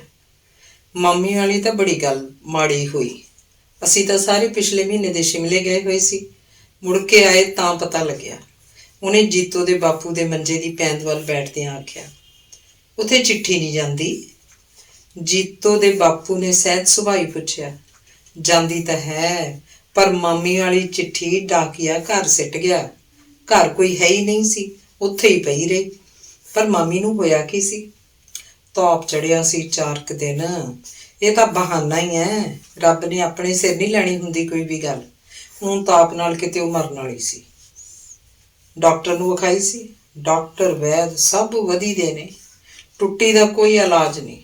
ਜੀਤੋ ਪੁੱਤ ਚਾਹ ਲਿਆ ਕਰਕੇ ਤੇਜਵੰਤ ਸਿਉਂ ਆਇਆ। ਉਹਨੇ ਪੱਗ ਦੇ ਲੜ ਨਾਲ ਅੱਖਾਂ ਪੂੰਝਦੇ ਨੇ ਕਿਹਾ। ਜੀਤੋ ਹਾਕ ਸੁਣ ਕੇ ਬਾਹਰ ਆਈ। ਤੇਜਵੰਤ ਨੂੰ ਬੈਠਾ ਦੇਖ ਬੌਂਦਲੀ ਜੀ ਉਹਨੀ ਪੈਰੀ ਅੰਦਰ ਨੂੰ ਮੁੜ ਗਈ। ਬੜਾ ਚਿਰ ਜੀਤੋ ਦਾ ਬਾਪੂ ਤੇ ਤੇਜਵੰਤ ਸੰਤੋ ਦੀ ਬਿਮਾਰੀ ਦੀਆਂ, ਉਹਦੀ ਮੌਤ ਦੀਆਂ, ਫਿਰ ਉਹਦੇ ਚੰਗੇ ਸੁਭਾਅ ਦੀਆਂ ਤੇ ਉਹਦੇ ਵਗੋਚੇ ਦੀਆਂ ਗੱਲਾਂ ਕਰਦੇ ਰਹੇ। ਚਾਹ ਅਜੇ ਤੱਕ ਨਹੀਂ ਸੀ ਆਈ। ਜੀਤੋ ਦਾ ਬਾਪੂ ਉੱਠ ਕੇ ਅੰਦਰ ਗਿਆ। ਜੀਤੋ ਗੋਡਿਆਂ 'ਚ ਸਿਰ ਦਈ ਚੁੱਲ੍ਹੇ ਮੂਹਰੇ ਬੈਠੀ ਹੁੱਕੀ ਹੁੱਕੀ ਰੋਈ ਜਾ ਰਹੀ ਸੀ। ਚੁੱਲ੍ਹੇ ਉੱਤੇ ਪਾਣੀ ਰਿੱਝ ਰਿਹਾ ਸੀ। ਇੰਨੇ ਨੂੰ ਇੰਦੋ ਵੀ ਬਾਹਰਲੇ ਘਰੋਂ ਤਾਰ ਕੱਢ ਕੇ ਪੌਣੇ ਨਾਲ ਢਕੀ ਦੁੱਧ ਦਾ ਦੋਹਣਾ ਚੁੱਕੀ ਆ ਗਈ। ਤੇਜਵੰਤ ਦੇ ਕੋਲ ਦੀ ਲੰਘ ਕੇ ਉਹ ਚੌਂਕੇ 'ਚ ਗਈ। ਕਾਹਤੋਂ ਜੁਲਕਦੀਆਂ? ਉੱਤੋਂ 2 ਵੇਲਿਆਂ ਤੋਂ 1 ਵੇਲਾ ਮਿਲਦਾ, ਕਦੇ ਘਰ ਦੀ ਸੁੱਖ ਵੀ ਮਨਾਇਆ ਕਰੋ। ਰੋਣ ਨਾਲ ਕਿਉਂ ਮੁੜ ਆਊਗੀ? ਇੰਦੋ ਚੁੱਲ੍ਹੇ 'ਚ ਛਿਟੀਆਂ ਦਾ ਰੁੱਗ ਲਾਉਂਦੀ ਬੋਲੀ। ਪਟਿਆਲਿਓਂ ਤੇਜਵੰਤ ਸਿਉਂ ਆਇਆ ਹੈ, ਚਾਹ ਬਣਾ ਦੇ, ਜੀਤੋ ਦੇ ਬਾਪੂ ਨੇ ਇੰਦੋ ਨੂੰ ਕਿਹਾ। ਅੱਛਾ, ਤਾਂ ਇਹ ਤੇਜਵੰਤ ਸਿਉਂ ਹੈ, ਤਾਈਏ ਮੈਂ ਵੀ ਕਹਾਂ ਕੌਣ ਜਮਾਈਆਂ ਵਾਂਗੂ ਬੈਠਾ ਮੰਜੇ ਤੇ ਚੜਿਆ। ਇੰਦੋ ਨੇ ਜਿਵੇਂ ਆਪਣੇ ਆਪ ਨਾਲ ਗੱਲ ਕੀਤੀ। ਜੀਤੋ ਉੱਠ ਕੇ ਬੀਹੀ ਵੱਲੋਂ ਕੋਠੇ ਉੱਪਰ ਚਲੀ ਗਈ। ਰੋਣ ਅੱਜ ਉਹਦਾ ਥੰਮਦਾ ਕਿਹੜਾ ਸੀ। ਵੇ ਤੇਜਵੰਤ ਸਿਆਂ, ਤੂੰ ਬੜਾ ਅਫਸਰ ਕਾਹਦਾ ਬਣ ਗਿਆ? ਮਾਮੀ ਨੂੰ ਮੱਥਾ ਟੇਕਣਾ ਵੀ ਭੁੱਲ ਗਿਆ। ਇੰਦੋ ਚਾਹ ਦੀ ਗੜਵੀ ਦੇ ਨਾਲ ਕੱਚ ਦਾ ਗਲਾਸ ਉਹਦੇ ਅੱਗੇ ਰੱਖਦੀ ਬੋਲੀ। ਮੱਥਾ ਟੇਕਦਾ ਮਾਮੀ, ਮੇਰੀ ਤਾਂ ਤੂੰ ਸਿਆਣ 'ਚ ਹੀ ਨਹੀਂ ਸੀ ਆਈ, ਬੜੀ ਮਾੜੀ ਹੋ ਗਈ। ਆਹੋ, ਹੁਣ ਕਾਹਨੂੰ ਸਿਆਣ 'ਚ ਆਉਣੀ ਹੈ? ਨਵੇਂ ਨਵੇਂ ਮਿੱਤ ਕੁੜੇ, ਪੁਰਾਣੇ ਕਿਹਦੇ ਚਿੱਤ ਕੁੜੇ। ਯਾਦ ਨਹੀਂ ਜਦੋਂ ਘੁਮਾਰਾਂ ਦੀ ਕੁੜੀ ਦੀ ਗੁੱਤ ਕੱਟ ਲਿਆਇਆ ਸੀ? ਮਸਾਂ ਹੀ 8ਵੇਂ-9ਵੇਂ ਸਾਲ 'ਚ ਹੋਣਾ ਉਦੋਂ ਹੀ ਐਡਾ ਹਰਾਮੀ ਹੁੰਦਾ ਸੀ। ਫੱਜੀ ਮਣ ਰੋਵੇ, ਲਾਂਭਾ ਦੇਣ ਆਈ। ਮੈਂ ਤਾਂ ਤੇਰੇ ਮਾਮੇ ਕੋਲ ਵੀ ਨਹੀਂ ਸੀ ਦੱਸਿਆ ਵੀ ਘੂਰੂਗਾ ਨਿਆਣੇ ਨੂੰ। ਤੇਜਵੰਤ ਜ਼ਰਾ ਹੱਸ ਕੇ ਚੁੱਪ ਕਰ ਗਿਆ। ਮਾਮੇ ਲਈ ਵੀ ਲਿਆ ਦੇ ਮਾਮੀ ਗਲਾਸ, ਚਾਹ ਤਾਂ ਬਥੇਰੀ ਪਈ ਹੈ, ਤੇਜਵੰਤ ਨੇ ਚਾਹ ਗਲਾਸ 'ਚ ਪਾਉਂਦਿਆਂ ਕਿਹਾ। ਲੈ, ਇਹ ਨਹੀਂ ਪੀਂਦਾ ਚਾਹ ਦਾ ਵੀ ਕੁਛ ਪੀਣ ਹੁੰਦਾ, ਉਹੀ ਢਿੱਡ ਫੂਕਦੀ ਹੈ। ਪੀਂਦਾ ਬਥੇਰੀ ਸੀ, ਮਸਾਂ ਕਜੀਆ ਕਰਕੇ ਹਟਾਇਆ। ਮੈਂ ਕਿਹਾ ਮੈਂ ਨਹੀਂ 2 ਵੇਲੇ ਤੋਂ ਵੱਧ ਚਾਹ ਦੇਣੀ। ਸੁਣਾ, ਤੇਰੇ ਬਾਲ ਬੱਚੇ ਦਾ ਕੀ ਹਾਲ ਹੈ? ਸੰਗਤਾਂ ਨਹੀਂ ਆਉਂਦੀ ਆਖਦੇ ਨੂੰ ਵੀ ਇੰਨੇ ਵਾਰੀ ਮੈਂ ਭੱਠ ਝੋਕਦੀ ਰਹੀ। ਪੁੱਛੀ ਕਿਸੇ ਨੇ ਬਾਤ ਬਈ ਮਾਮੀ ਮਰ ਗਈ ਕਿ ਹੈਗੀ ਹੈ? ਉਹ ਜੀ ਕਰਦੀ ਤਾਂ ਪੈਰ ਨਾ ਪਾਉਂਦੀ ਮੁੜ ਕੇ ਇਸ ਘਰ, ਪਰ ਕੀ ਕਰਾਂ? ਲੋਕ ਕਹਿਣਗੇ ਧੌਲੇ ਝਾਟੇ ਵਾਲੀ ਦੁਖਦੇ ਸੁਖਦੇ ਵੀ ਨਾ ਆ ਕੇ ਖੜੀ। ਕੁੜੀ ਦਾ ਕਿਧਰੇ ਫਾਹਾ ਵੱਢਿਆ ਹੁੰਦਾ ਫੇਰ ਨਹੀਂ ਸੀ ਮੈਂ ਬੱਤੀ ਵਾਹੁੰਦੀ। ਉਹ ਸਿਰ ਤੋਂ ਉੱਚੀ ਹੋਈ ਜਾਂਦੀ ਹੈ। ਮਾਂ ਨੇ ਆਪਣਾ ਹੀ ਸੁੱਖ ਤੱਕਿਆ, ਗੋਲਾ ਧੰਦਾ ਹੀ ਕਰਵਾਇਆ, ਲੱਖਣ ਕੋਈ ਨਹੀਂ ਦਿੱਤਾ। ਜੇ ਦੰਦ ਕੱਢੂ ਤਾਂ ਦੰਦ ਹੀ ਕੱਢੀ ਜਾਊ, ਜੇ ਸੁੰਨ ਵੱਟਾ ਬਣ ਕੇ ਬੈਠੂ ਤਾਂ ਸੁਣਦੀ ਹੋਈ ਨਹੀਂ, ਜੋ ਮਰਜ਼ੀ ਭੌਂਕੀ ਜਾਊ। 20 ਵਾਰੀ ਆਖਿਆ ਵੀ ਬੁੱਕਲ ਮਾਰ ਕੇ ਤੁਰਿਆ ਕਰ। ਮੈਂ ਤਾਂ ਡਰਦੀ ਕੁਛ ਕਹਿੰਦੀ ਨਹੀਂ ਵੀ ਲੋਕ ਆਖਣਗੇ ਜਾ ਵੱਡੀ ਮਤਈ ਹੈ। ਮੈਂ ਕਿਹਾ ਤੇਜਵੰਤ ਸਿਆਂ, ਵਹੁਟੀ ਦੇ ਹੱਥਾਂ ਦਾ ਕੀ ਹਾਲ ਹੈ? ਜੀਤੋ ਦੇ ਬਾਪੂ ਨੇ ਗੱਲ ਬਦਲਣ ਲਈ ਪੁੱਛਿਆ। ਬਿਲਕੁਲ ਤਾਂ ਠੀਕ ਹੋਏ ਨਹੀਂ, ਪਰ ਅੱਗੇ ਨਾਲੋਂ ਆਰਾਮ ਹੈ, ਪਰ ਕੰਮ ਕੁਮ ਕਰਨਾ ਪੈ ਜਾਂਦਾ, ਫੇਰ ਉੱਠ ਖੜਦੇ ਆ। ਸਹੁਰੀ ਜੀਤੋ ਨੂੰ ਵੀ ਜਿੱਦਣ ਦੀ ਇਹਦੀ ਬੇਬੇ ਮਰੀ ਹੈ ਕੀ ਹੋ ਗਿਆ, 3-4 ਵਾਰੀ ਬੀਲੇ ਦਾ ਦਰਦ ਉੱਠ ਹਟਿਆ। ਜੀਤੋ ਦੇ ਬਾਪੂ ਨੇ ਦੱਸਿਆ। ਖਾਣ ਪੀਣ ਦਾ ਪਰਹੇਜ਼ ਨਹੀਂ ਰੱਖਦੀ, ਹੋਰ ਕੀ? ਇੰਦੋ ਵਿੱਚੋਂ ਹੀ ਬੋਲ ਪਈ। ਮੈਂ ਤਾਂ ਸੋਚਦਾ ਸੀ ਪਟਿਆਲੇ ਕਿਸੇ ਚੰਗੇ ਡਾਕਦਾਰ ਨੂੰ ਦਿਖਾ ਕੇ ਲਿਆਵਾਂ। ਮੇਰੇ ਨਾਲ ਹੀ ਭੇਜ ਦਿਓ, ਦਿਖਾ ਦੇਵਾਂਗੇ। ਉਹ ਵੀ ਖਾਸੀ ਮਾੜੀ ਹੋਈ ਪਈ ਹੈ, ਨਾਲੇ 10-20 ਦਿਨ ਰਹਿ ਆਊ, ਕੁਛ ਜੀ ਵੀ ਹੋਰ ਹੋ ਜਾਊ। ਤੇਜਵੰਤ ਬੋਲਿਆ। ਇਹ ਗੱਲ ਝੂਠੀ ਭਾਈ, ਮੈਂ ਨਹੀਂ ਜਵਾਨਤੀ ਬਗਾਨੇ ਥਾਂ ਭੇਜਣੀ, ਹੋਰ ਕੀ ਇੱਜ਼ਤ ਦਾ ਕੋਈ ਮੁੱਲ ਹੈ। ਇੰਦੋ ਬੋਲੀ। ਨਾ ਤੂੰ ਤਾਂ ਊਂ ਹੀ ਸਠਿਆ ਗਈ। ਤੇਜਵੰਤ ਸਿਉਂ ਕੋਈ ਉੱਪਰ ਹੈ। ਅਮਰ ਸਿੰਘ ਇੰਦੋ ਨੂੰ ਕੁੱਦ ਕੇ ਪਿਆ। ਮੈਂ ਕਿਹਾ ਜਿਹੜੀ ਗੱਲੋਂ ਪਿੱਛੋਂ ਅੱਖਾਂ 'ਚ ਘਸੁੰਨ ਦੇ ਕੇ ਰੋਣਾ ਪਏ, ਪਹਿਲਾਂ ਹੀ ਕਿਉਂ ਨਾ ਸੋਚ ਲਓ। ਚਾਹ ਵਾਲੇ ਭਾਂਡੇ ਚੁੱਕੀ ਜਾਂਦੀ ਉਹ ਬੋਲੀ। ਚੰਗਾ ਕੰਮ ਕਰ। ਸਾਰੇ ਦਿਨ ਦੀ ਟੋਕਾ ਟਾਕੀ ਨੇ ਕੁੜੀ ਅੱਧੀ ਕਰਤੀ। ਮੁੰਡਾ ਉਹ ਨਹੀਂ ਸਾਰਾ ਦਿਨ ਘਰ ਵੜਦਾ। ਆਹੋ, ਇਹੀ ਦੱਤ ਨਾ ਦੇਣੀ ਹੈ, ਹੋਰ ਕੀ ਪੂਛ ਕਰਦੀ ਤਾਂ ਮੇਰਾ ਜਨਮ ਜਾਂਦਾ, ਕਹਿੰਦੀ ਇੰਦੋ ਅੰਦਰ ਚਲੀ ਗਈ। ਜੀਤੋ ਦਾ ਤਾਂ ਹੁਣ ਮਾਮਾ ਵਿਆਹ ਕਰਦੇ ਛੇਤੀ ਦੇਖੇ। ਤੇਜਵੰਤ ਬੋਲਿਆ। ਤੂੰ ਦੇਖ ਫਿਰ ਕੋਈ ਮੁੰਡਾ। ਉਹ ਪਟਿਆਲੇ ਦੇ ਹੀ ਉੱਤਮ ਸਿੰਘ ਥਾਣੇਦਾਰ ਦੇ ਮੁੰਡੇ ਦੀ 10 ਭਾਈ ਸੀ। ਘਰ ਤਾਂ ਚੰਗਾ, ਪਰ ਮੁੰਡਾ ਸਹੁਰਾ ਪੜ੍ਹਨੋਂ ਹਟ ਕੇ ਵਿਹਲਾ ਹੀ ਤੁਰਿਆ ਫਿਰਦਾ। ਬੰਦਾ ਤਾਂ ਕਿਸੇ ਕੰਮ ਉੱਤੇ ਹੋਵੇ ਉਹੀ ਚੰਗਾ ਹੁੰਦਾ ਹੈ। ਜ਼ਮੀਨਾਂ ਵਾਲੇ ਵੀ ਹੁਣ ਤਾਂ ਅੱਜ ਕੱਲ੍ਹ ਹੱਥ ਰੰਗ ਰਹੇ ਨੇ, ਪਰ ਸਰਕਾਰ ਦਾ ਕੀ ਪਤਾ ਕਦੋਂ ਆਪਣੀਆਂ ਗੱਦੀਆਂ ਖਤਰੇ 'ਚ ਦੇ ਕੇ ਜ਼ਮੀਨਾਂ 30 ਏਕੜ ਪ੍ਰਤੀ ਜੀ ਦੀ ਤਾਂ 10 ਏਕੜ ਹੀ ਕਰ ਦੇਵੇ। 10 ਏਕੜ ਨਾਲ ਟੱਬਰ ਦਾ ਗੁਜ਼ਾਰਾ ਤਾਂ ਨਹੀਂ ਚੱਲਦਾ ਨਾ। ਪਰ ਅੱਜ ਕੱਲ੍ਹ ਤਾਂ ਦਾਣਿਆਂ ਦਾ ਭਾਅ ਚੰਗਾ ਹੋ ਜਾਣ ਕਰਕੇ ਜੱਟ ਵੀ ਆਫਰੇ ਫਿਰਦੇ ਆ ਤੇ 100 ਹੁੱਜਤਾਂ ਭੇਜਦੇ ਆ। ਨੌਕਰ ਮੁੰਡਾ ਕੁੜੀ ਪੜ੍ਹੀ ਹੋਈ ਭਾਲਦਾ। ਜੀਤੋ ਦੇ ਬਾਪੂ ਨੇ ਸੋਚ ਜਿਹੀ ਨਾਲ ਆਖਿਆ, ਕੋਈ ਨਹੀਂ ਦੇਖਾਂਗੇ ਫਿਰ ਕੋਈ ਚੰਗਾ ਮੁੰਡਾ ਪਟਿਆਲੇ। ਹੁਣ ਜੀਤ ਵਰਗੀ ਕੁੜੀ ਕਿਤੇ ਕਿਸੇ ਨੂੰ ਧਰੀ ਪਈ ਹੈ। ਜਦੋਂ ਤੇਜਵੰਤ ਨੇ ਆਖਿਆ ਤਾਂ ਜੀਤੋ ਵਿਹੜੇ ਵਿਚਲੀ ਪੌੜੀ ਕੋਠੇ ਤੋਂ ਉਤਰੀ ਆ ਰਹੀ ਸੀ। ਜੀਤੋ ਪੁੱਤ ਪਾਣੀ ਕੱਢ ਦੇ ਖੂਹੀ ਚੋਂ, ਤੇਜਵੰਤ ਸਿਓ ਨਹਾ ਲੂ। ਅਮਰ ਸਿੰਘ ਬੋਲਿਆ। ਕੋਈ ਨਹੀਂ, ਪਾਣੀ ਮੈਂ ਆਪੇ ਕੱਢ ਲੂੰ, ਆਖਦਾ ਤੇਜਵੰਤ ਉੱਠ ਕੇ ਖੜਾ ਹੋ ਗਿਆ। ਪਰ ਜੀਤੋ ਨੇ ਇੰਨੇ ਚਿਰ ਨੂੰ ਵਿਹੜੇ 'ਚ ਹੀ ਲੱਗੀ ਖੂਹੀ 'ਚ ਡੋਲ ਲਮਕਾ ਵੀ ਦਿੱਤਾ ਸੀ। ਲਿਆ ਜੀਤ, ਮੈਂ ਆਪੇ ਕੱਢ ਲਾਂ, ਤੇਜਵੰਤ ਨੇ ਕਿਹਾ। ਜੀਤੋ ਨੇ ਨਾ ਉਸ ਵੱਲ ਦੇਖਿਆ ਨਾ ਹੀ ਕੋਈ ਜਵਾਬ ਦਿੱਤਾ। ਪਾਣੀ ਕੱਢਦੀ ਰਹੀ, ਨਾਲ ਹੀ ਉਹ ਰੋਈ ਜਾ ਰਹੀ ਸੀ। ਹਟ ਕਮਲੀ, ਤੇਜਵੰਤ ਨੇ ਉਹਦੇ ਮੋਢੇ ਉੱਤੇ ਹੱਥ ਧਰ ਕੇ ਆਖਿਆ। ਬੇਬਸ ਜਿਹੀ ਹੋ ਕੇ ਘੁੱਬਾ ਮਾਰਦੀ ਅੰਦਰ ਨੂੰ ਚਲੀ ਗਈ। ਅਗਲੇ ਦਿਨ ਜੀਤੋ ਦੇ ਪਿਓ ਨੇ ਜੀਤੋ ਨੂੰ ਤੇਜਵੰਤ ਦੇ ਨਾਲ ਹੀ ਤੋਰ ਦਿੱਤਾ। ਸਟੇਸ਼ਨ ਤੱਕ ਉਹ ਆਪ ਛੱਡਣ ਗਿਆ। ਇੱਕ ਸਟੇਸ਼ਨ ਉੱਤੇ ਗੱਡੀ ਖੜੀ। ਤੇਜਵੰਤ ਉਤਰ ਕੇ 2 ਗਲਾਸ ਚਾਹ ਦੇ ਲੈ ਆਇਆ। ਕੁਝ ਖਾਣਾ? ਉਹਨੇ ਜੀਤੋ ਨੂੰ ਪੁੱਛਿਆ। ਜੀਤੋ ਨੇ ਨਾਂਹ 'ਚ ਸਿਰ ਹਿਲਾਇਆ। ਚਾਹ ਪੀ ਕੇ ਉਹ ਗਲਾਸ ਮੋੜਨ ਚਲਾ ਗਿਆ। ਕੁੜੇ ਬੀਬੀ, ਹੈ ਤਾਂ ਰਤਾ ਕੋ ਬੜੀ ਉਮਰ ਦਾ, ਤੇਰਾ ਘਰ ਵਾਲਾ ਪਰ ਬਹੁਤ ਹੀ ਸਾਊ ਲੱਗਦਾ ਹੈ। ਸਾਹਮਣੇ ਫੱਟੇ ਉੱਤੇ ਗੰਢੜੀ ਗੋਡਿਆਂ ਤੇ ਰੱਖੀ ਬੈਠੀ ਬੁੱਢੀ ਜੀਤੋ ਨੂੰ ਆਖਣ ਲੱਗੇ। ਨਹੀਂ, ਹਾਂ ਨਹੀਂ, ਕਹਿੰਦੀ ਜੀਤੋ ਨਾ ਜਾਣੇ ਕਿੰਨਾ ਕੁਝ ਸੋਚ ਗਈ। ਮਾਈ ਦਾ ਇੱਕ ਭਰਮ ਤੋੜਨਾ ਨਾ ਜਾਣੇ ਕਿਉਂ ਉਹਨੂੰ ਚੰਗਾ ਨਾ ਲੱਗਾ। ਘਬਰਾ ਕੇ ਚੁੱਪ ਜਿਹੀ ਕਰ ਗਈ। ਤੇਜਵੰਤ ਆ ਕੇ ਆਪਣੀ ਥਾਂ ਤੇ ਬੈਠ ਗਿਆ। ਜੀਤੋ ਨੇ ਉਸ ਵੱਲ ਖਬਰੇ ਕਿਵੇਂ ਦੇਖਿਆ ਕਿ ਉਹ ਜ਼ਰਾ ਕੁ ਹੱਸ ਪਿਆ। ਜੀਤੋ ਉਹਦੀ ਕਿਤਾਬ ਚੁੱਕ ਕੇ ਤਸਵੀਰਾਂ ਵੇਖਣ ਲੱਗ ਪਈ।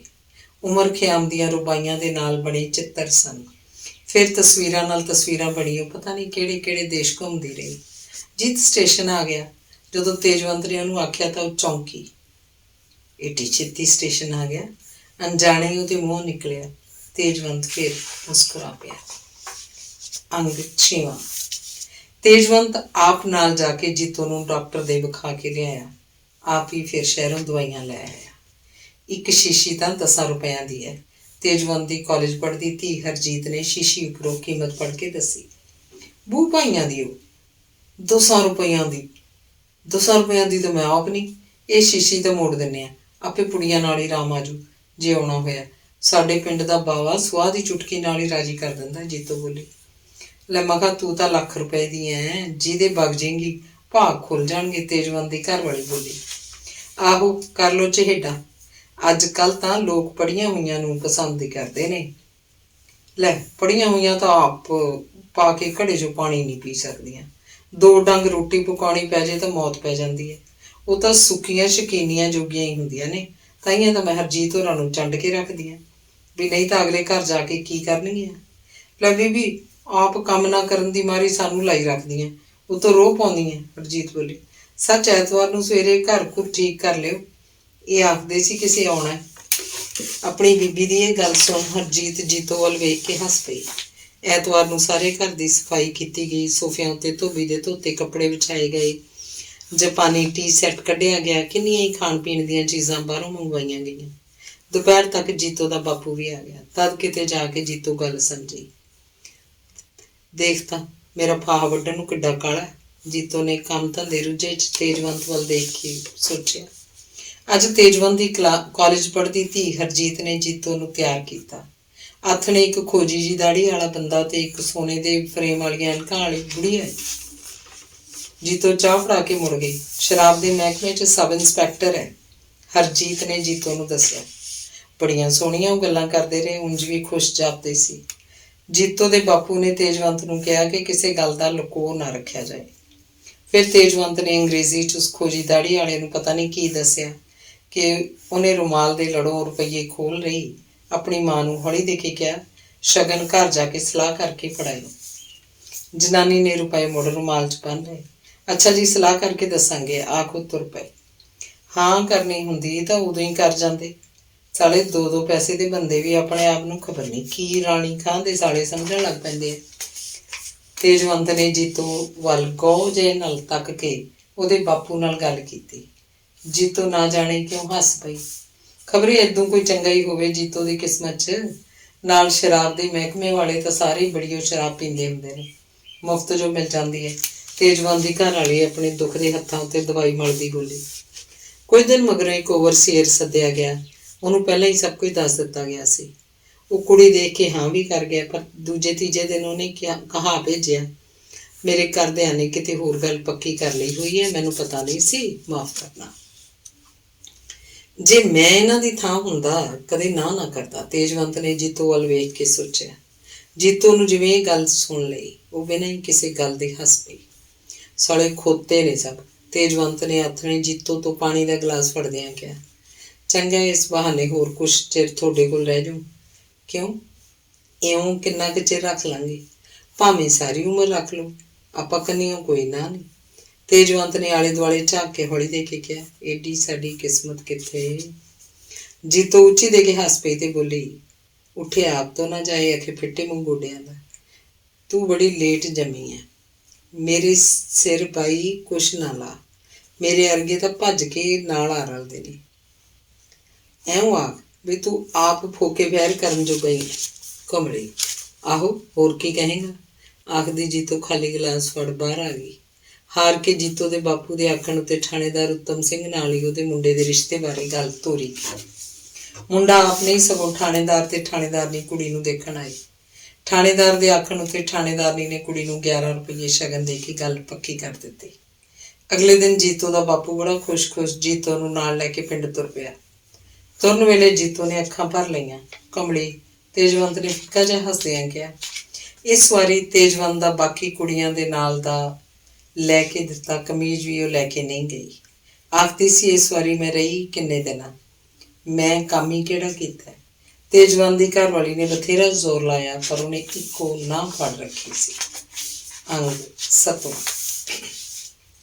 ਅੱਸੂ ਦੇ ਨਰਾਤਿਆਂ ਦਾ ਜੀਤੋ ਦਾ ਵਿਆਹ ਸੀ।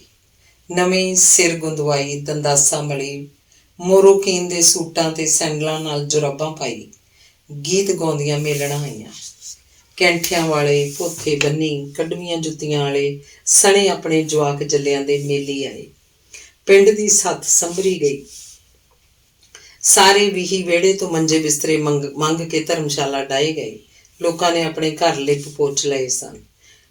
ਕੋਠੀਆਂ ਸੰਦੂਕਾਂ 'ਚ ਨਵੇਂ ਕੱਪੜੇ ਕੱਢ ਕੇ ਪਾਏ ਗਏ।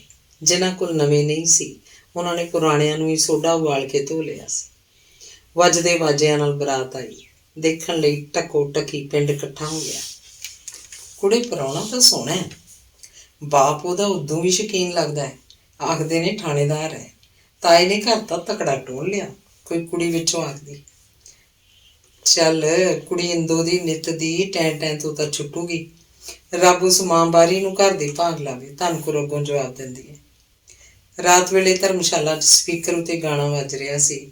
ਮੁੰਡਾ ਮੋਹ ਲਿਆ ਤਬੀਤੀਆਂ ਵਾਲਾ, ਦਮੜੀ ਦਾ ਸੱਕ ਮਲ ਕੇ। ਨਹੀਂ ਤਾਂ ਨਹੀਂ, ਚੱਲ ਨੀ ਬਾਣੀਆਂ ਦੇ ਕੋਠੇ ਤੋਂ ਦੇਖੀਏ। ਆਖਦੇ ਨੇ ਜਨ ਮੂਹਰੇ ਤੀਵੀਂ ਨੱਚਦੀ ਹੈ। ਬਚਨੋਂ ਬੋਲੀ, ਉਹ ਮੈਂ ਉੱਥੋਂ ਹੀ ਆਈ ਹਾਂ, ਮੈਂ ਕਿਹਾ ਜਿੰਦਾ ਲਾ ਆਵਾਂ। ਨੀ ਕੰਜਰੀ ਹੈ ਮਲੇਰਕੋਟਲੇ ਦੀ, ਜਾਏ ਵੱਡੇ ਦੀ ਹੱਥ ਲਾਇਆ ਮੈਲੀ ਹੁੰਦੀ ਹੈ, ਪਰ ਭਾਈਆਂ ਪਿੱਟੀ ਜਰਾ ਕਿਹੜਾ ਸੰਗਦੀ ਹੈ। ਰੁਪਈਆ ਲੈਣ ਠੂਹ ਦੇ ਕੇ ਆਦਮੀ ਦੇ ਮੂਹਰੇ ਜਾ ਬੈਠਦੀ ਹੈ, ਨਾਲੇ ਗਾਉਂਦੀ ਹੈ। ਧਨੀ ਨੇ ਦੱਸਿਆ, ਪਰ ਬਨੇਰੇ ਤੋਂ ਜ਼ਰਾ ਪਿਛਾਂ ਹਟ ਕੇ ਬੈਠਿਓ। ਸ਼ਰਾਬੀ ਹੋਏ ਬਰਾਤੀਆਂ ਦੇ ਲੱਡੂ ਉੱਪਰ ਨੂੰ ਚਲਾਉਣੇ ਹੀ ਸ਼ੁਰੂ ਕਰਤੇ ਸੀ। ਸਾਨੂੰ ਤਾਂ ਭੱਜਣ ਦਿਓ ਉੱਥੋਂ, ਬਈ ਜੇ ਕਾਲੀ ਬਾਬੇ ਗੁਰਦਿੱਤੇ ਨੂੰ ਪਤਾ ਲੱਗ ਗਿਆ, ਖੂੰਡੇ ਨਾਲ ਹੀ ਭੜਕਾਊ ਸਭ ਨੂੰ। ਬਾਬੇ ਦੀ ਆਪਣੀ ਪੋਤੀ ਵੀ ਤਾਂ ਹੋਣੀ ਹੈ ਵਿੱਚੇ। ਆਹੋ, ਪਰ ਉਹ ਬਾਬੇ ਨੂੰ ਦੱਸ ਕੇ ਥੋੜ੍ਹਾ ਗਈ ਹੈ। ਅੰਦਰਲੀ ਪੌੜੀ ਚੜ੍ਹ ਕੇ ਕੋਠੇ ਆ ਗਈ। ਸਾਰਾ ਪਿੰਡ ਕਿਵੇਂ ਕੋਠਿਆਂ ਉੱਪਰ ਉੱਲਰ ਆਇਆ ਸੀ। ਹੇਠਾਂ ਤੋਂ ਬਾਣੀਆਂ ਦੀ ਬੁੜੀ ਹਾਕਾ ਮਾਰਦੀ ਸੀ, ਵੇਰ ਉੱਡ ਜਾਣਿਓ, ਕੋਠਾ ਨਾ ਢਾਹ ਦਿਓ। ਨੀ ਕਿਹੜੀਆਂ ਦਗੜ ਜਾਂਦੀ, ਪਰ ਉਹਦੀ ਕੌਣ ਸੁਣਦਾ ਸੀ। ਬੜੇ ਤੜਕੇ ਫੁਲਕਾਰੀ ਤਣਕੇ ਗੀਤ ਗਾਉਂਦੀਆਂ ਬਹੂਆਂ ਕੁੜੀਆਂ ਦੇ ਵਿਚਕਾਰ ਚੌਂਕੀ ਉੱਤੇ ਬਿਠਾ ਕੇ ਜੀਤੋ ਦੀ ਨਹਾਈ ਧੋਈ ਕਰਵਾਈ ਗਈ। ਸਹੁਰਿਆਂ ਵੱਲੋਂ ਆਇਆ ਲਾਲ ਪਰਾਂਦਾ ਗੁੰਦਿਆ ਗਿਆ। ਮਾਮੇ ਨੇ ਕੁੜੀ ਚੌਂਕੀਓਂ ਲਾਈ ਤੇ ਮੂੰਹ ਨੇਰੇ ਆਨੰਦ ਕਾਰਜ ਆਰੰਭ ਹੋ ਗਿਆ। ਲਾਵਾਂ ਪੜੀਆਂ ਗਈਆਂ। ਅਵਤਾਰ ਦਾ ਪੱਲਾ ਫੜੀ ਪਿੱਛੇ ਤੁਰਦੀ ਜੀਤੋ ਨੇ ਗੁਰੂ ਮਹਾਰਾਜ ਦੇ ਦੁਆਲੇ 4 ਚੱਕਰ ਕੱਢੇ। ਸਿੱਖਿਆ ਦਿੱਤੀ ਗਈ, ਅਰਦਾਸ ਹੋਈ। ਕੜਾ ਪ੍ਰਸ਼ਾਦ ਵਰਤਿਆ। ਆਨੰਦ ਕਾਰਜ ਸਮਾਪਤ ਹੋ ਗਿਆ। ਜੀਤੋ ਦੇ ਬਾਪੂ ਤੇ ਇੰਦੋ ਨੂੰ ਵਧਾਈਆਂ ਦਿੱਤੀਆਂ ਗਈਆਂ। ਲਾੜੇ ਨੂੰ ਘਰ ਦੇ ਅੰਦਰ ਲਿਜਾ ਕੇ ਮੂੰਹ 'ਚ ਉਠਾਇਆ ਗਿਆ। ਸਿੱਠਣੀਆਂ ਦਿੱਤੀਆਂ ਗਈਆਂ ਤੇ ਛੰਦ ਸੁਣੇ ਗਏ। ਤੀਜੇ ਪਹਿਰ ਮੈਨੂੰ ਰੱਖ ਲੈ ਅੱਜ ਦੀ ਰਾਤ ਬਾਬਲਾ ਰੱਖ ਲੈ ਵੇ। ਗਾਉਂਦੀਆਂ ਕੁੜੀਆਂ ਬਹੂਆਂ ਰੋਂਦੀ ਜੀਤੋ ਨੂੰ ਫੜ ਕੇ ਵਿਦਾ ਕਰਨ ਲੈ ਤੁਰੀਆਂ। ਕੀਕਣ ਰੱਖਾਂ ਧੀਏ ਮੇਰੀਏ ਮੈਂ ਸੱਜਣ ਸਦਾਏ ਆਪ ਨੇ, ਪਿਓ ਵੱਲੋਂ ਦੂਜੀਆਂ ਨੇ ਜਵਾਬ ਦਿੱਤਾ। ਇੰਦੂ ਦੀ 10 ਦਿਨਾਂ ਦੀ ਭੋਈ ਅੱਡੀ ਕਿਹੜਾ ਲੱਗੀ ਸੀ, ਪਰ ਕੁੜੀ ਦੇ ਵਿਦਾ ਹੋਣ ਵੇਲੇ ਲਾਲ ਫੁਲਕਾਰੀ ਸਿਰ ਉੱਤੇ ਲਈ, ਲਾਲ ਲੀੜੇ ਵਿੱਚ ਖੰਮਣੀ ਨਾਲ ਖੋਪੇ ਦਾ ਗੁੱਟ ਤੇ ਲੱਡੂ ਬੰਨੀ, ਹੱਥ ਵਿੱਚ ਰੁਪਈਏ ਫੜੀ ਭੀੜ ਨੂੰ ਚੀਰਦੀ ਮੋਟਰ 'ਚ ਬੈਠੀ ਜੀਤੋ ਤੱਕ ਪਹੁੰਚੀ। ਝੋਲੀ ਸ਼ਗਨ ਪਾਇਆ, ਸਿਰ ਪਲੋਸਿਆ, ਪਿਆਰ ਦਿੱਤਾ ਤੇ ਕੰਨ ਕੋਲ ਮੂੰਹ ਕਰਕੇ ਕਿਹਾ, ਜੀਤ ਧੀਏ ਇੱਕ ਗੱਲ ਯਾਦ ਰੱਖੀ, ਮਾਂ ਦੇ ਦੁੱਧ ਤੇ ਨਾ ਜਾਈ, ਪਿਓ ਦੇ ਪੱਗ ਦੀ ਲਾਜ ਰੱਖੀ, ਰੱਬ ਤੈਨੂੰ ਤੇਰੇ ਘਰ ਤੇ ਭਾਗ ਲਾਵੇ। ਜੀਤੋ ਨੇ ਨਜ਼ਰਾਂ ਚੁੱਕ ਕੇ ਵੱਡੀ ਬੇਬੇ ਵੱਲ ਵੇਖਿਆ ਤੇ ਫਿਰ ਨਜ਼ਰਾਂ ਝੁਕਾ ਲਈਆਂ। ਕਾਰ ਤੁਰ ਪਈ। ਜੀਤੋ ਦੇ ਥਾਣੇਦਾਰ ਸਹੁਰੇ ਨੇ ਕਾਰ ਦੇ ਉੱਪਰੋਂ ਪੈਸਿਆਂ ਦੀ ਵਾਛੜ ਕੀਤੀ। ਲਾਗੀ ਤੱਥੀਆਂ ਦੇ ਜਵਾਬ ਭੱਜ ਚੁੱਕਣ ਲੱਗੇ। ਕਈ ਮੁੱਠੀਆਂ ਸੁੱਟ ਲੈਣ ਪਿੱਛੋਂ ਜੀਤੋ ਦੇ ਬਾਪੂ ਨੇ ਉਹਨੂੰ ਮੱਲੋ ਮੱਲੀ ਹੋਰ ਪੈਸੇ ਸੁੱਟਣ ਤੋਂ ਰੋਕਿਆ। ਕਾਰ ਹੌਲੀ ਹੌਲੀ ਤੁਰਦੀ ਅਗਾਂਹ ਲੰਘ ਗਈ। ਪਿੰਡ ਦੇ ਖੇਤ ਬੰਨੇ ਲੰਘ ਕਾਰ ਨਹਿਰ ਦੀ ਪਟੜੀ ਜਾ ਚੜੀ। ਸ਼ਰਾਬ 'ਚ ਗੁੱਟ ਅਵਤਾਰ ਨੇ 2-4 ਵਾਰੀ ਪਿਛਾਂਹ ਭੌਂ ਕੇ ਦੇਖਿਆ। ਉਸ ਵੇਲੇ ਜੀਤੋ ਦੇ ਨਾਲ ਬੈਠੀ ਨੈਣ ਜਾਣ ਬੁੱਝ ਕੇ ਬਾਰੀ 'ਚੋਂ ਬਾਹਰ ਦੇਖਣ ਲੱਗ ਜਾਂਦੀ। ਤੂੰ ਮੂਹਰੇ ਆਉਣਾ? ਅਵਤਾਰ ਨੇ ਨਵੇਂ ਕੱਪੜੇ ਪਾਈ ਬੈਠੀ ਜੀਤੋ ਦੇ ਨਿੱਕੇ ਜਿਹੇ ਭਰਾ ਨੂੰ ਪੁੱਛਿਆ। ਉਸ ਵੇਲੇ ਜੀਤੋ ਨੇ ਆਪਣੇ ਭਰਾ ਦਾ ਹੱਥ ਘੁੱਟ ਕੇ ਫੜ ਲਿਆ। ਨਹੀਂ, ਭੈਣ ਨਹੀਂ ਆਉਣ ਦਿੰਦੀ। ਕੋਈ ਨਹੀਂ, ਕੱਢੂ ਇਹਦੇ ਵੱਟ ਘਰ ਚੱਲ ਲੈਣ ਦੇ, ਅਵਤਾਰ ਨੇ ਹੱਸ ਕੇ ਕਿਹਾ। ਨਾ ਜਾਣੇ ਕਿਉਂ ਡਰਾਈਵਰ ਨੇ ਕਾਰ ਹੋਰ ਤੇਜ਼ ਕਰ ਲਈ।